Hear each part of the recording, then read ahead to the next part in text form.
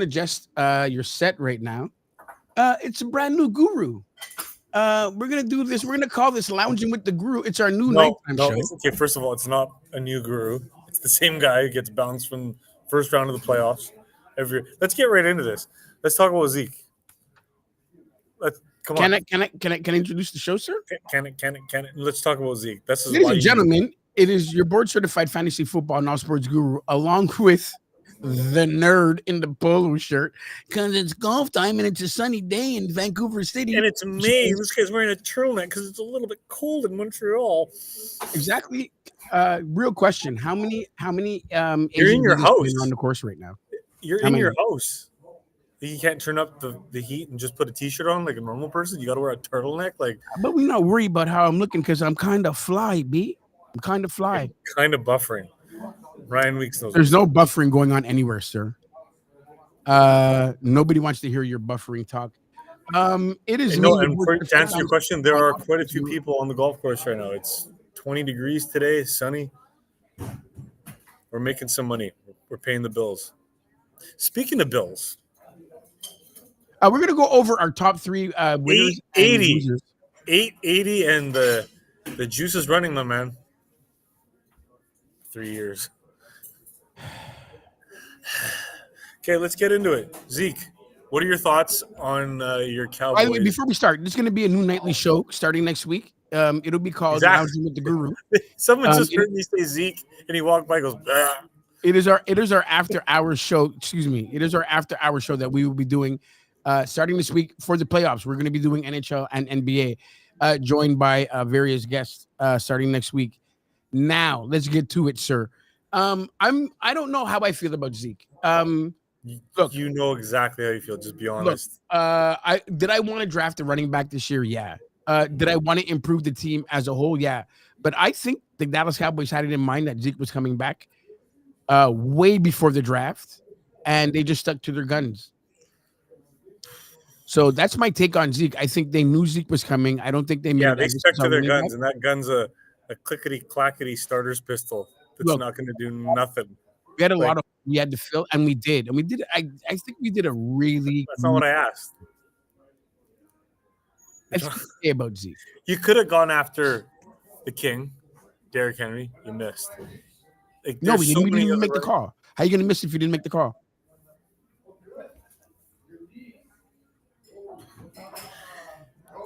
See, the face doesn't lie. You can say whatever you want. Okay, I wanted Derrick Henry. I'm not going to lie. I wanted Derrick Henry. I'm going to tell you the truth. Over the years, you changed my mind about running backs. I'm not as into running backs as I used to be. You kind of made me see the light a little bit. It's not too late. I heard that Emmitt Smith has been doing a rigorous off-season training program. Really? Maybe a 1-year deal for get it in. GOAT. Get it in, B. Get it in. I'm just saying. Get it in. You're not saying shit. I looked up Tony Dorsett on the Google, and he's doing these infomercials. On the Google? Is that what he's got some? He's got some free time. Did you just say on the Google? Maybe you can get a platoon going with a couple of your former greats. Okay, I'm going to get back into this. Okay. Daryl Johnston, the Moose. Give me the number of running backs in the league that you have to have on your team. Give me your top 5. Even if you have a top 5. Do you have a top 5? If you want to be elite like San Francisco, you got to carry 6 or 7 backs. You got to have a nice, healthy stable because that's what we got. But I've changed my mind about it. I used to be like, you got to have that one workhorse that doesn't exist anymore in the league. You have what? Bijan Robinson. You have Christian McCaffrey. You have Derrick Henry, who is on the downspill. You have Saquon Barkley, who can't stay healthy and on the field. Overall, if you're smart, you have the platoon just because you anticipate the main guy at some point getting banged out. Yeah. And you want to be able to have that revolving door.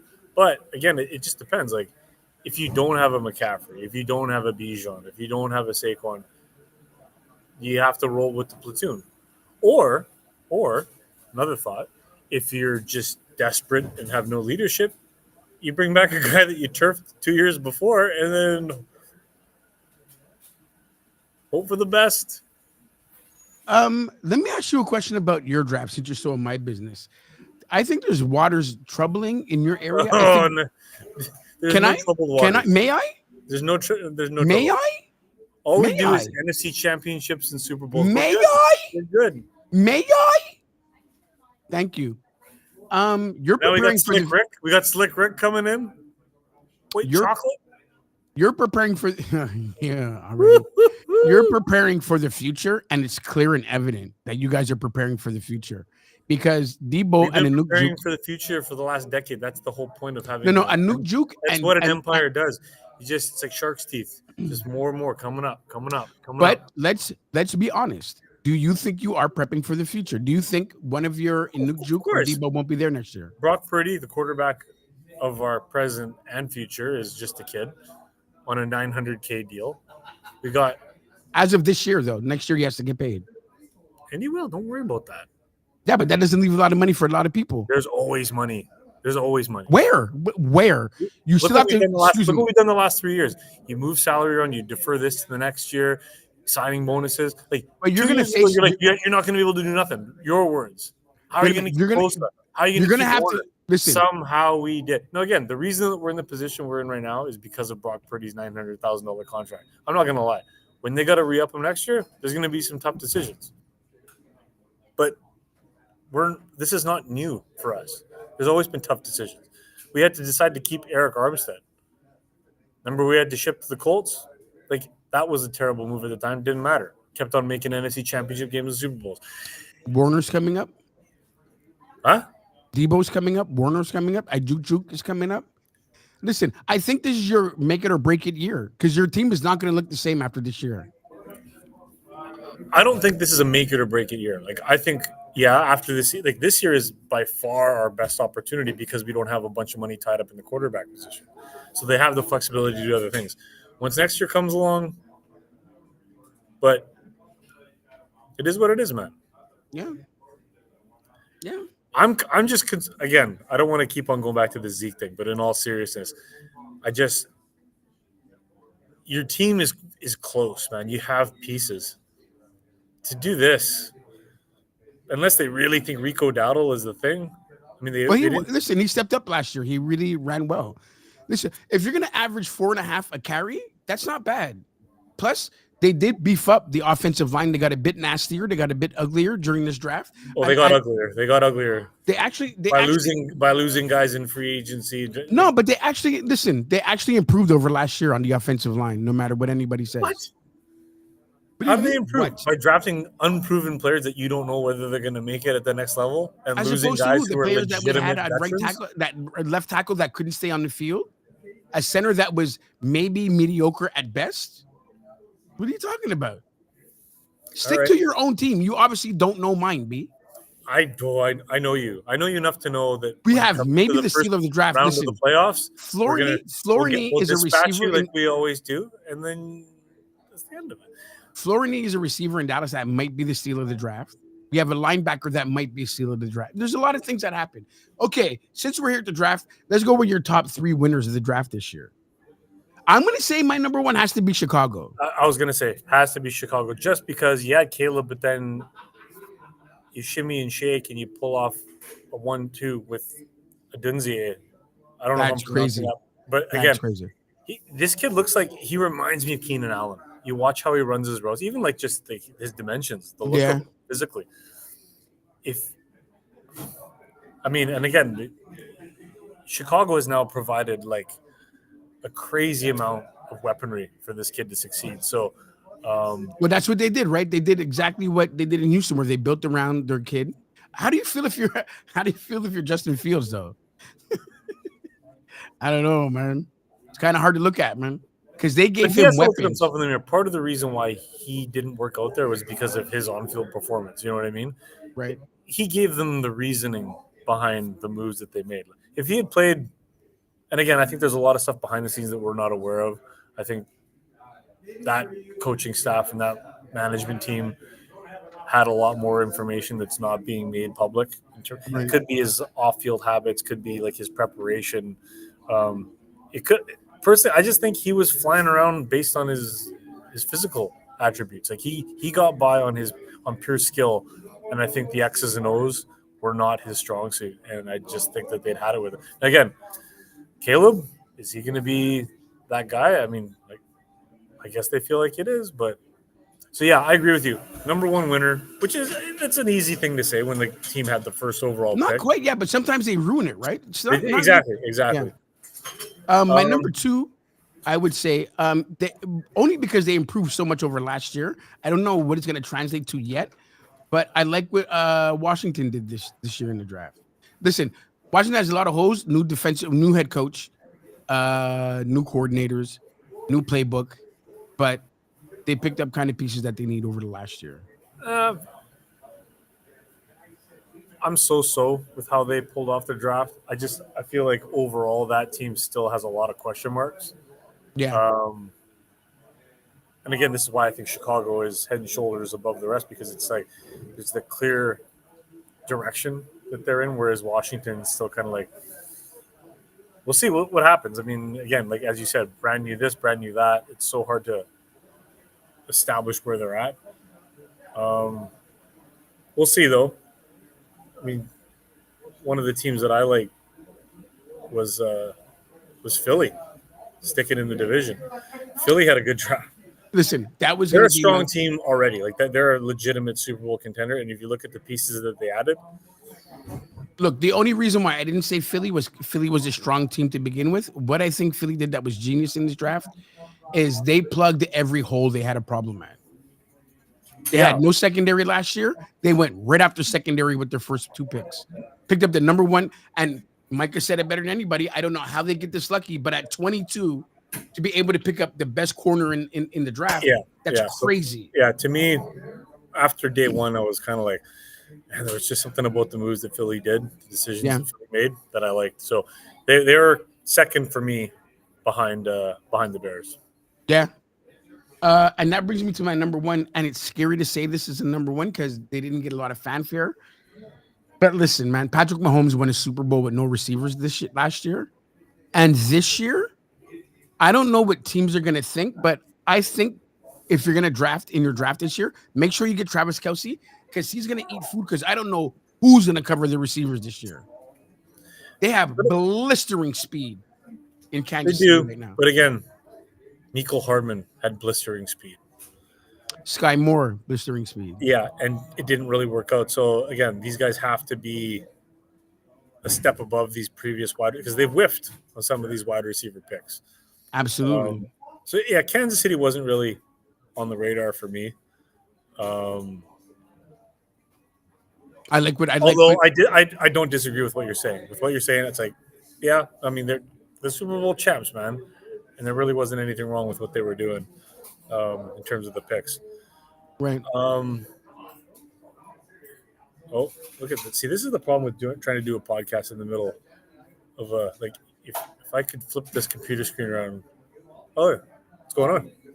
My brother lost his one. He's such a nerd. He's such a nerd. He's such a nerd. Okay.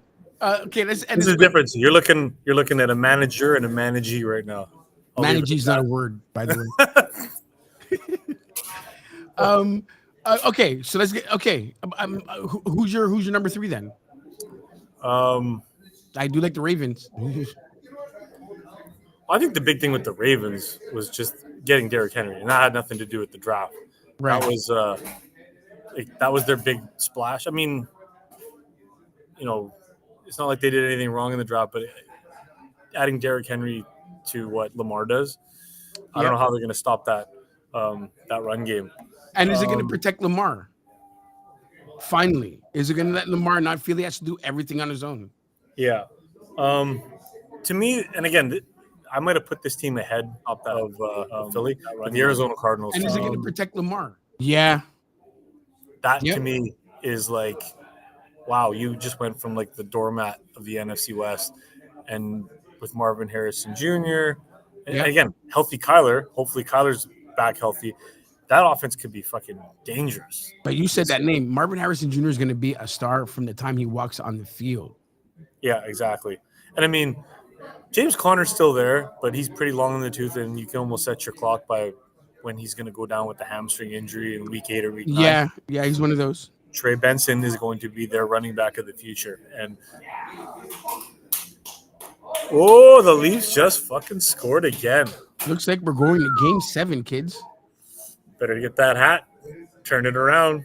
Getting excited. Turn it around, kids. Turn it around, kids. But yeah, so Trey Benson and Marvin Harrison Jr., like, you'd be hard-pressed to find any team in the last, I don't know. I mean, fair enough, respect to Chicago, but you add 2 top-tier offensive weapons like that to your To already not gonna lie, as a Niners fan, I'm concerned. I'm gonna have to deal with those 2 guys twice a year.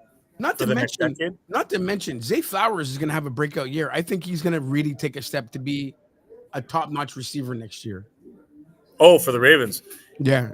Well, hopefully they need him to be, because they've missed on so many wide receiver picks over the last few years. And then now they finally look like they've got the one. So, yeah, if Derrick Henry and Lamar create a situation run-wise where other teams are trying to stack the box, then Zay Flowers is going to be running wild. And I mean, let's not forget Mark Andrews, like probably the second best tight end in football when he's healthy. And he looks like he's healthy this year. So yeah, so those are my picks. Although honorable mention, there was another pick there. When I was looking at the day two picks. Everyone gets caught up in the top 10 and this and that. But what was it? Houston, maybe? The quarterback situations. What did you think about where the quarterbacks went with what? Well, here's the thing. I think Vegas did, what Minnesota did, what Denver did. Also, I think everybody that needed a quarterback jumped in and took it. The only thing, and during my bottom 3 because of this, I still don't understand what Atlanta did. I still don't understand it. Like, not with a pick that high. And not with the need that wasn't really that much of a concern right now. So Atlanta taking a quarterback, I did not understand. That was the shake my head moment of the draft. But obviously they're prepping for the future right away. But okay, let's look at Kirk Cousins for a second. Coming off an Achilles injury. He's 35, possibly 36 this year. Yep. I mean, how much more time does he have? Like, I think it's a smart move. Like, again, is Penix the guy? There's debate whether they should have gone with JJ. But whatever. That's who they like. Right. But again, it's like, this is to me a Aaron Rodgers, Jordan Love situation. They're bringing this kid in to redshirt, to learn. I love that. Exactly. I love that. If for that reason. So that has to be the way to look at it. But the flip side of that coin is there's so many other needs that team has that they could have filled with arguably a much better player, at least on paper. So I don't know. They may look like geniuses. If a couple of years, like, think about it, like, there was some time there with Jordan Love. Like, why the fuck would you do that? Yeah. And right now, all those people are eating it, because how happy are you if you're a Green Bay fan looking at Jordan Love with all those weapons and how that offense looked the second half of last season? So yeah. Atlanta's, I think, trying to look at the same situation, going, all right, Kirk Cousins is going to give us a chance to be competitive right now, but hopefully we got the quarterback of the future. So exactly. So second to my bottom 3, I think they could have did a lot more in the draft of what they had, because they had a plethora of everything around them. The Jets. I thought for sure Aaron Rodgers, for the first time in, I don't know, maybe his career, was going to get a receiver in the first round. I really thought they were going to take Bowens. They didn't take Bowens. They went to, protect Aaron Rodgers, I guess, maybe shore up the offensive line. But there's nothing wrong with that either. That's not a sexy pick. I mean, not a sexy pick and very smart pick. But I thought they were going to really spread that field around and kill people. Because Bowens in that offense with Mike Williams and Garrett Wilson, that's a formidable trio right there. Yeah, but again, that team's already got a formidable offensive lineup. Absolutely. So that just shows to me that they're like, you know what, we're happy with those skill positions, but get those trenches shored up a little bit. And again, you can never have too many offensive linemen. You know what I mean? Like, there's never a situation where, like, oh man, like, because they're going to get hurt. Like, know that at some point your center is going to go down. You know that tackle that protects the blind side is going to And it happens so fast, man. Like just a simple run play, and they get rolled up on, and they're done. So Yeah. That's it. um, And I'm going to stay in New York for my last place team, the Giants. I don't know what that franchise is doing right now. yeah, I don't know what they are doing. I mean, obviously, they believe in Daniel Jones. They believe in Daniel Jones. But again, is it just them and nobody else? Do they know something we don't know? What did Daniel Jones have at his disposal last year? They gave him no support. There was no. These are facts. Line. They had like. He still had Saquon. No disrespect to some of these guys, the receivers that they got, but overall, probably one of the worst wide receiver stables in the league in terms of just putting fear. If not the worst, absolutely. Yeah. So, anyways, give me your bottom two. Or did you give me your bottom three?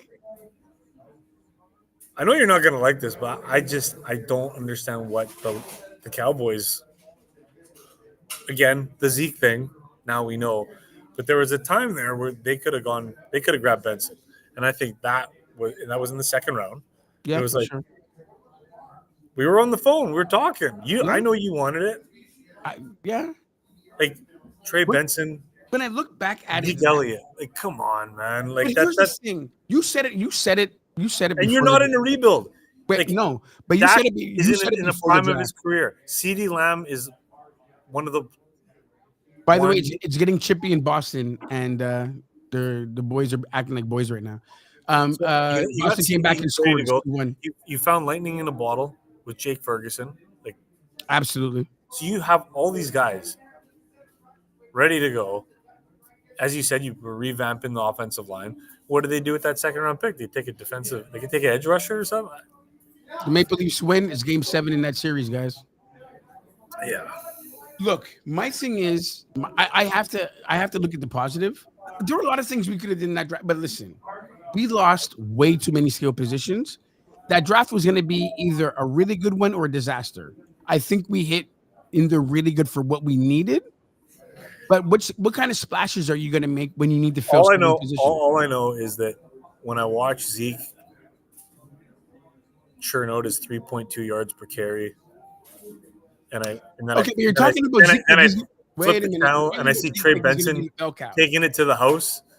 Look, let's be real. Yard screen passes. Let's be real. Zeke is a third down back. He's a goal line back. He's not going to get the carry. He's not going to carry the load. He's not the bell cow of the Dallas Cowboys running field. And you said it before the draft. There's still players out there. It's not over yet. What are you laughing at? It's not over yet. It's fucking May. It's not over yet. You know what? I'm reaching. I got to get back to work. It's been a slice. All right, so listen, boys and girls, this is the new show. It is Lounging with the Guru. It is our late night recap. No, it's not a late night. The sun's still out. You're in a part of the world. It's fucking 7:45. Listen to me carefully. I'm watching people chipping onto the green. It's 11 degrees outside and sunny, and every white person around him is in shorts, getting ready to have pneumonia tomorrow. Wow. So come join. Okay, starting next week, we're gonna recap the basketball situation, the playoff hockey situation, all the way up into the NBA Finals and the Stanley Cup. And if the Canucks take the Tennessee team to the woodshed tomorrow, we might have to hop on for a quick minute because I know Daryl is a big time Canucks fan. And the worst part this guy stays up at night. The worst part is I have the night off. That's the Canucks. I can't even say no. Playoff run. Like he's calling me and he's updating me on the things. I'm like, wow, you're in Montreal, buddy. Like, special shout out going to my boy Joey. What's up, baby boy? Special shout out to you too. We should do a live show. Are you said you're off tomorrow? You're off tomorrow. I'm actually off tomorrow, sir. All right, so maybe a live Canucks theme. Hey, Real C Nation, the Real C Nation. Yes, tomorrow. You know, Daryl. Okay, on behalf of time in a place sidekick, negativity. This is your board certified fantasy football and all sports guru. C Nation. Zeke Elliott's favorite fan is back in the building. Stanley Cup champions. Good team. Quinn Hughes, Norris Trophy in the bag. Okay, I gotta go. We'll see you tomorrow, kids. All right, sir.